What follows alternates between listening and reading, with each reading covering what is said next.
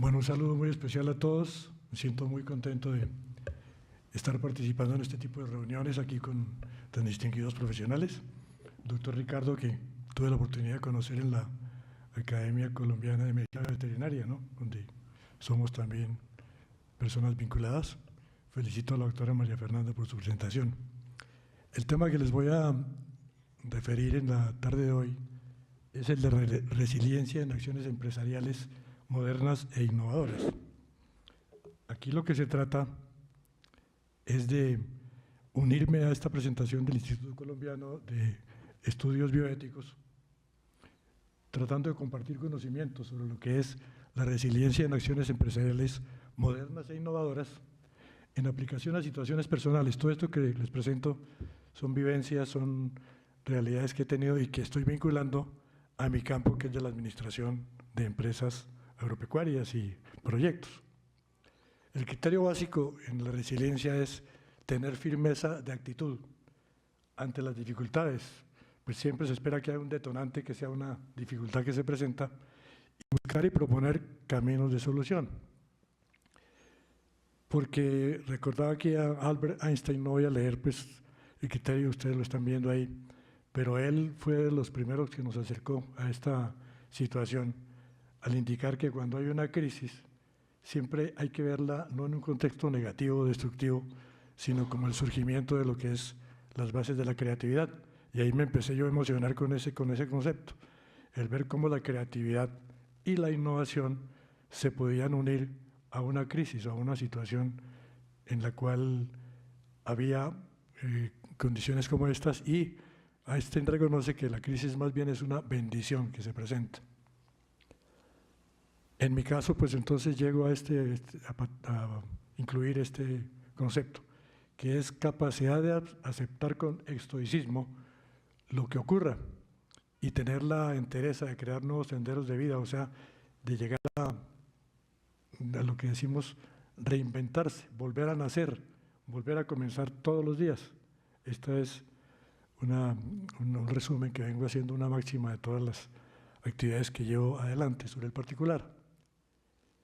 Y ya que el doctor Ricardo habla de etimología, pues yo también voy a vincularme a la parte etimológica, diciéndoles que buscando las raíces de la palabra resiliencia, encontraba que viene del término latín resilio, que es volver atrás, volver de un salto, resaltar, rebotar.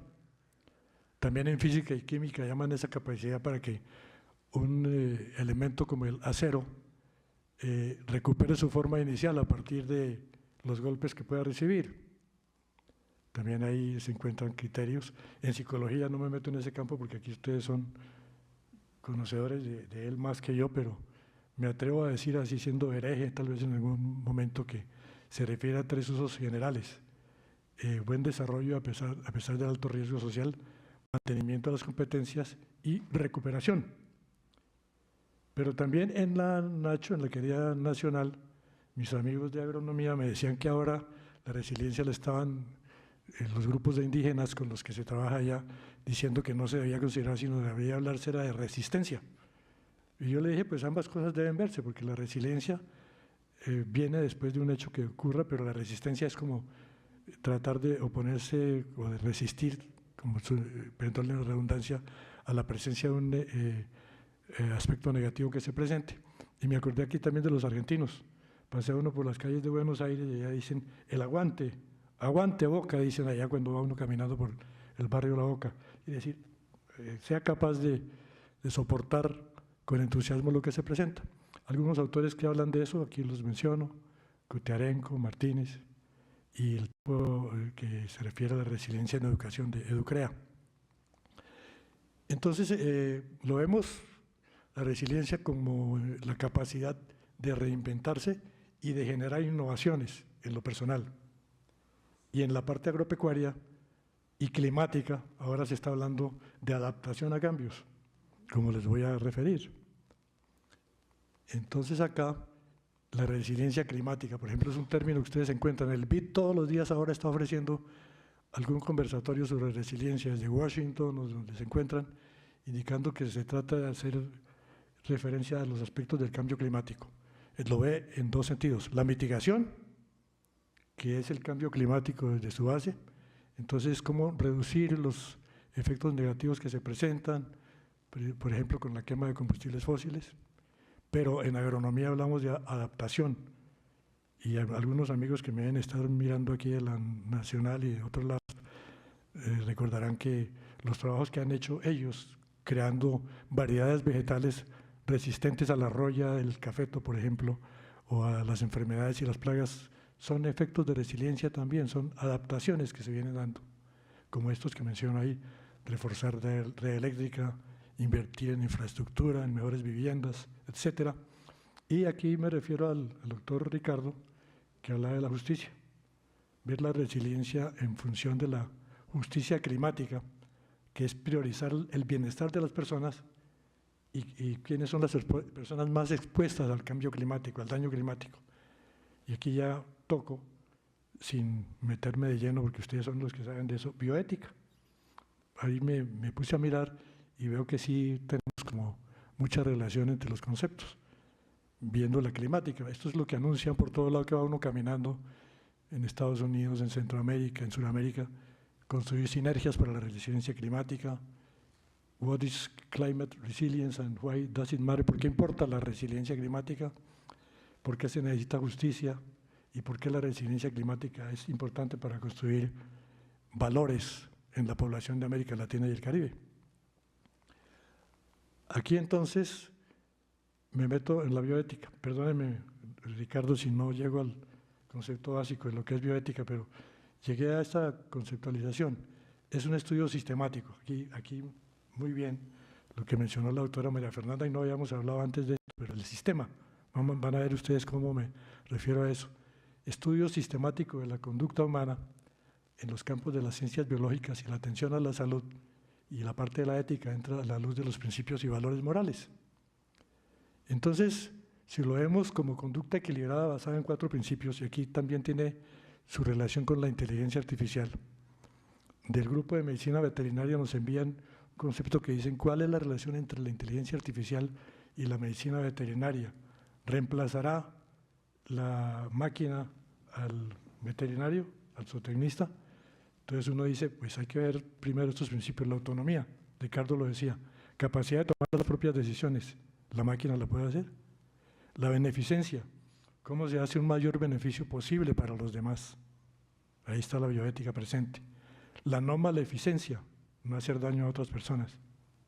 Y la justicia, que es el reparto equitativo de cargas y beneficios. Ahí miraríamos un contexto de donde la resiliencia se relaciona con innovaciones y con bioética, sin meterme allá al criterio de bios, que quiere decir, y ethos o ética, que es la raíz básica del concepto de bioética.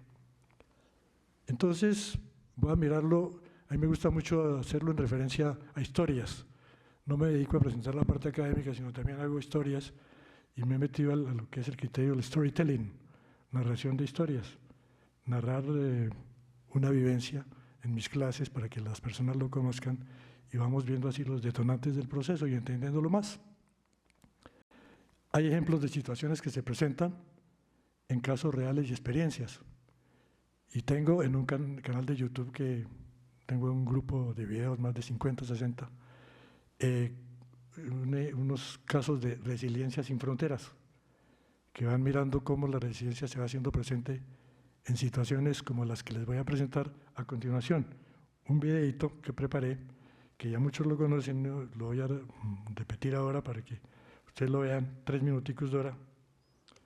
Y en ese caso vamos a observar, perdón, esta es la máquina, uno le pega también durito. Tengo que pedir la ayuda aquí de Ricardo,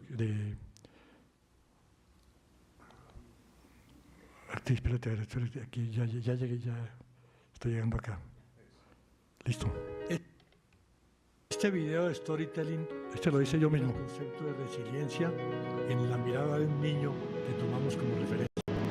Conocimos a este niño llamado Hiroshi, quien pensaba siempre en la resiliencia, que era una palabra que escuchaba por todas partes en su tierra natal. El niño oyó a uno de sus maestros hablar de Fénix, nave capaz de volver a nacer de sus propias cenizas luego de morir consumida por el fuego.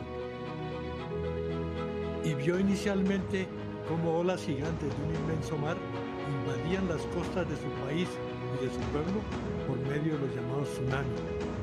Pero a los pocos días, esas zonas inundadas volvían a florecer con la reconstrucción organizada por su propia población. Pero luego Hiroshi divisó también las caras de muchos migrantes que salieron de sus lugares de nacimiento en búsqueda de otros horizontes. Y luego de pasar por muchos sufrimientos y tribulaciones, llegaron a ser prósperos empresarios en sus nuevos destinos. Oteaba también en el horizonte la tragedia de un accidente en el que murieron muchas personas, cuyos familiares lloraban desconsoladamente en esos momentos. Y con el paso del tiempo, este siniestro se convirtió en motivo de una canción que hoy resuena y se baila en los mismos sitios de la tragedia. Miraba también el desconsuelo de un viejo maestro despedido de su sitio de trabajo por llegar a la avanzada edad, pero que con el deseo de aportar sus experiencias y conocimientos sigue elaborando con ahínco y entusiasmo hasta que sus fuerzas lo acompañen. Entendió la infinita tristeza de la persona a quien le robaron sus ahorros de vida por parte de desalmados ladrones de cuello blanco. Y después se levantó de su congoja y mira como regalo celestial. Y ve cómo se expande por el mundo una pandemia que parece incontrolable, pero que está seguro las personas afectadas se levantarán con fortaleza de la inmensa tragedia. Y entiende finalmente que la resiliencia es la capacidad de aceptar con estoicismo lo que ocurra y tener la entereza de crear nuevos senderos de vida con la posibilidad de volver a nacer todos los días. Entonces esta es una de las locuras que yo practico, de hacer videitos, y detrás de este video hay 7 historias que son reales. Para cada una de esas historias tengo también unos videos en mi canal que los invito a ver, en los cuales podrán ustedes apreciar más al detalle esto. Puse de personaje, así como hay un tal cual aquí en Colombia para los aspectos de las cooperativas que manejaba Ariel Armel. Ahora pongo un niño llamado Hiroshi, entonces lo pongo como el personaje central. Pero nos va mostrando esto, cómo la resiliencia tiene su caso concreto, su vivencia real y su presencia en la vida de muchas personas. Entonces hay tipos de respuestas ante la resiliencia. Aquí me acuerdo de lo que llamábamos planeación por escenarios hace algún tiempo en la economía. Primero, la reacción pesimista, negativa, destructiva. Yo fui líder de acompañamiento estudiantil en una universidad bogotana, me gané el premio en esa universidad por los trabajos que hicimos con los psicólogos, pero no pudimos evitar en muchos casos suicidios de personas que nos llegaban a visitar, o logramos evitar unos 5 o 6 que aún todavía se acuerdan por ahí de lo que sucedió, pero la gente no reacciona toda en forma positiva, constructiva, frente a un detonante externo, o no hacer nada diferente, seguir igual, o la reacción positiva y constructiva optimista, que es la que buscamos. Aquí entonces, en esas áreas a considerar en las reacciones, se pueden ver en el campo social, en el empresarial, en la salud, que es el campo de ustedes. Yo me voy a meter ahora en el empresarial un poco para que vean un criterio diferente y les sirva de complemento en sus trabajos. El desarrollo sostenible, que es lo que vivimos en la agronomía y en la veterinaria, agricultura regenerativa, ganadería regenerativa, hablan ahora, y la economía. Y entonces, en el campo empresarial vemos que cuando llegó la pandemia, inmediatamente nos lanzamos a mirar cosas como estas. En el desarrollo empresarial había nuevos comportamientos del consumidor, en compras, en gastos, en gestión personal. Los sectores empresariales se preparaban para esas nuevas amenazas que surgían y qué oportunidades podían presentar. En el centro, la resiliencia junto con creatividad e innovación. No es la resiliencia solita, sino también como el origen aquel que decía Einstein, en la creativa, la parte de creatividad. Empresas con nuevas demandas a corto y largo plazo. Surgieron nuevos negocios, nuevas cosas por hacer, y cambió la estructura del comportamiento del mercado, oferta y demanda por bienes y servicios. Y si miramos con los objetivos de desarrollo sostenible, los 17 objetivos, también cada uno de ellos tuvo que ver con el efecto de la pandemia, que eso sucedía en los aspectos de la pobreza. Algunos dicen que la gente quedó más pobre, otros que se levantaron, el hambre, la salud y bienestar, educación de calidad, la igualdad de género. No los leo, pero ustedes los conocen más, pero saben exactamente que las ODS o los ODS, los Objetivos de Desarrollo Sostenible, hoy por hoy son parte indiscutible también de lo que es el desarrollo empresarial y unido a la resiliencia. Y aquí me gusta, voy a hacer un poquito hereje aquí en el sitio, en la solemnidad del sitio, pero de todas maneras es importante, les narraba que miremos un caso de resiliencia en una situación de la vida colombiana. Hay un pueblito colombiano que se llama Oveja Sucre, en donde fui y aprendí un poquito de lo que se vive con la resiliencia. Miremos a ver acá, en este caso, ay, me estaba pasando otra vez.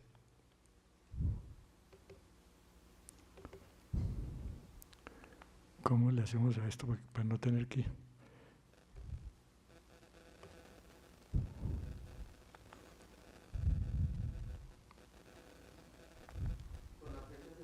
¿Con la flecha?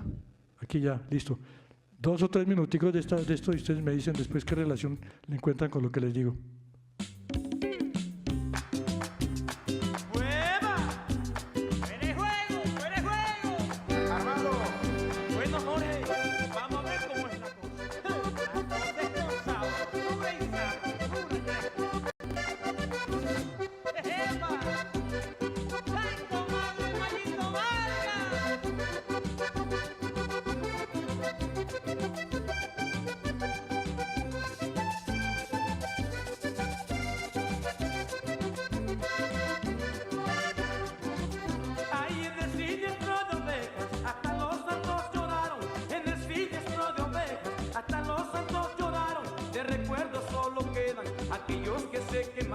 De recuerdos solo quedan aquellos que se quemaron. ¿Dónde estaba Carlos? ¿Dónde estaba Araque? ¿Dónde estaba Araque? ¿Dónde estaba Carlos? Lleno de tristeza por esta tragedia, lleno de tristeza por esta tragedia. Guillermo Enrique y Emilio Fernando Vence para la Guajira.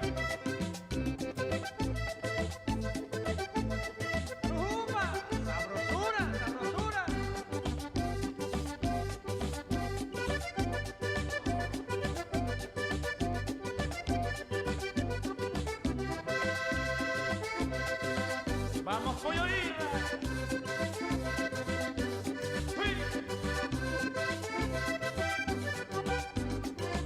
Hay un carro bajando lomas, a cualquiera le sucede. Un carro bajando lomas, a cualquiera le sucede. Peligró varias personas, entre ellos Rafael Gutiérrez. Peligró varias personas, entre ellos Rafael Gutiérrez. ¿Dónde estaba Carlos? ¿Dónde estaba Araque? Listo, entonces lo traigo a cuenta porque lo mencioné en mi presentación inicial y tengo una historia que se llama Hasta los santos lloraron. Sucede que en el año 1950 hubo un accidente en la zona de Oveja Sucre. Un bus venía descendiendo ahí por esa parte que hay y se incendió y murieron 30 personas. Y entonces, después de tanto tiempo, si nos ponemos a mirar, van a ser 74 años en este momento, los descendientes de esas personas ahora lo que hacen es, con un maravilloso merengue venteado, con un vallenato, tratan de mantener viva la presencia de sus antecesores, los que se murieron ahí, y entonces más adelantico salen todo el mundo bailando y empezamos a mirar los orígenes de esa reacción. Nos damos cuenta que resiliencia no es simplemente echarse a la pena, sino también ver cómo de ahí sacamos cosas positivas hacia nosotros. Entonces hay que ver el impulso a la resiliencia personal y empresarial por siempre. Aquí entonces, bueno, antes de eso les quería preguntar, voy a regalar un librito al final. Quiero que me diga alguna persona a quién nombraban en ese vallenato, y fue el compositor de la canción. ¿A quién nombraron? ¿Carlos? Araque, perfecto. ¿Tú no entras? Pero bueno, si quieres ahí te lo hubieras ganado porque Carlos Araque fue el que compuso esa canción. Entonces lo que hago yo cuando estoy, por ejemplo, en las actividades virtuales de chat, digo, el primero que conteste, y aquí el doctor Manuel Galindo ha sido mi colaborador en todo lo que fue mi moderador en una presentación que hicimos hace 15 días en CECIMIN, o 20 días, y hubo personas que contestaron inmediatamente, porque a ellos les preguntaba, era, ¿cuántos casos de resiliencia observaron ustedes?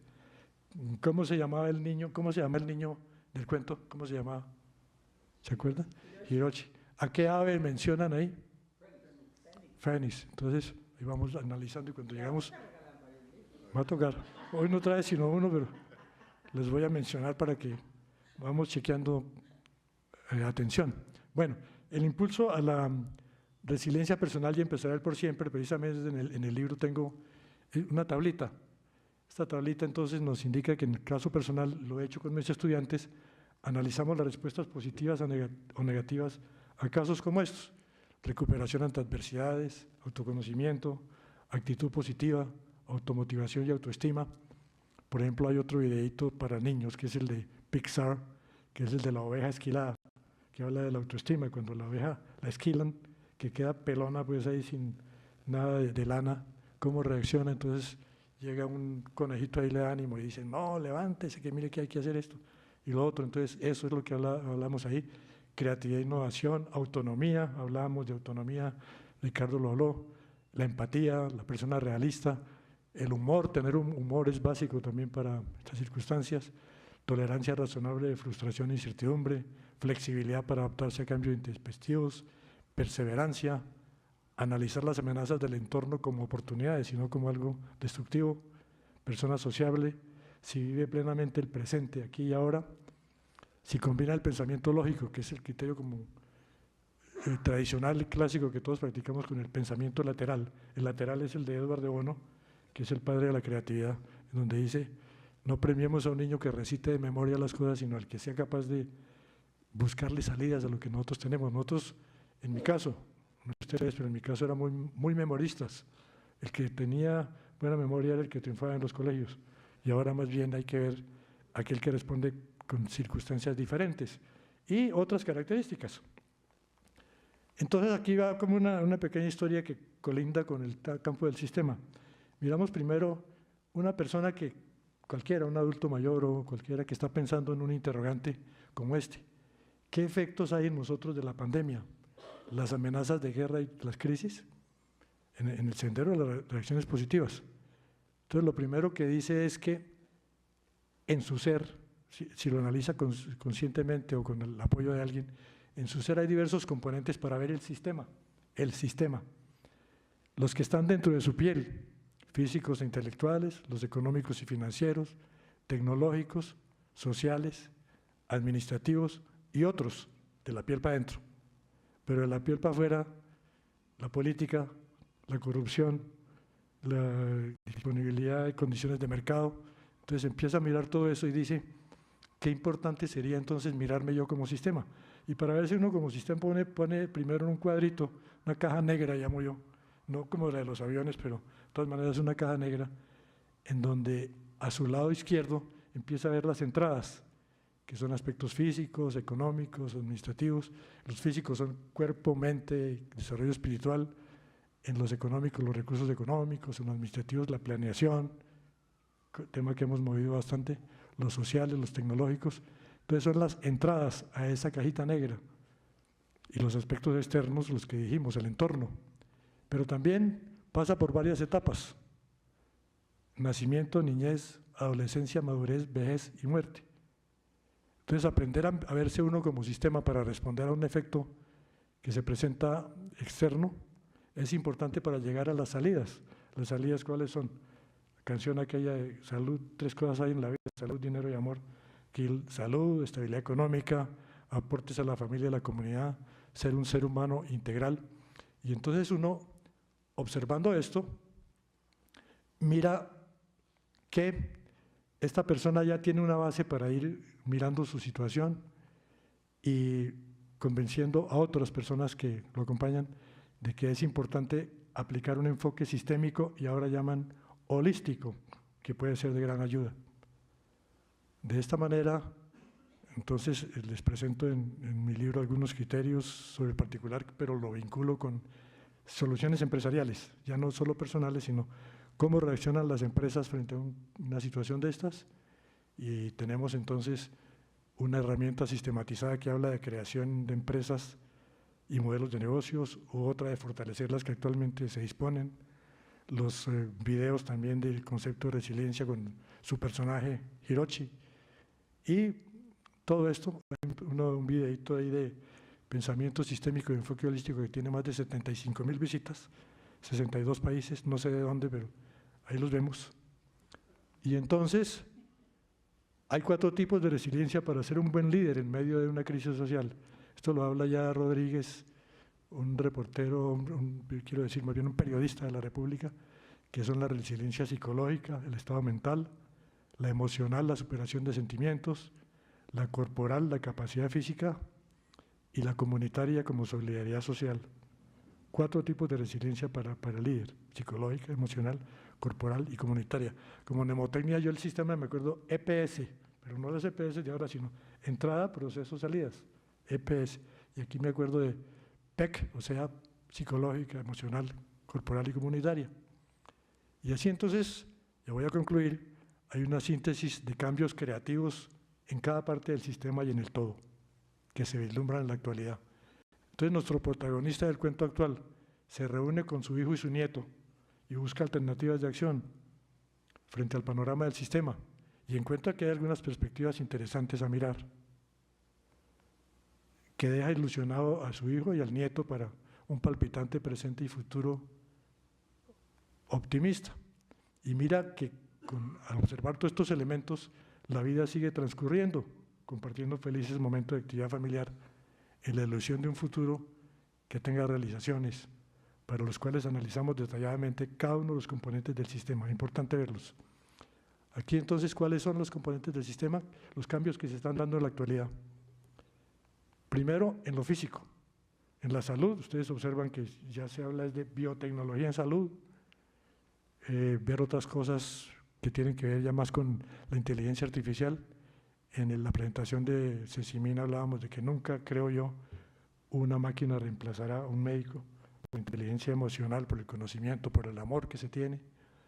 Y en la parte de fincas y empresas ya uno, si se mete ahí, están hablando de agricultura de precisión, de métodos electrostáticos, de pacto verde, de otras circunstancias.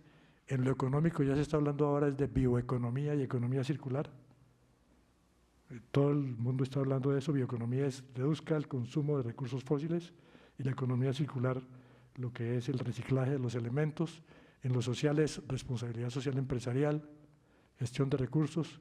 En lo ambiental, el cambio climático. Aquí en Colombia en octubre va a haber en Cali la reunión del COP, de la Conferencia de Diversidad Biológica y demás. Aspectos de información, esto que hablábamos de la inteligencia artificial. Aspectos administrativos, nos cambió la administración totalmente, incluyendo técnicas diferentes para esto. Los legales, preguntémosle a los abogados. Y los aspectos externos, verlos en conjunto para tratar de que se busque un eficiente desarrollo del ser humano, para que sea eficaz. Eficiencia, eficacia y efectividad, criterios esenciales. Aquí me detengo en función del tiempo disponible, estimado Ricardo y compañeros.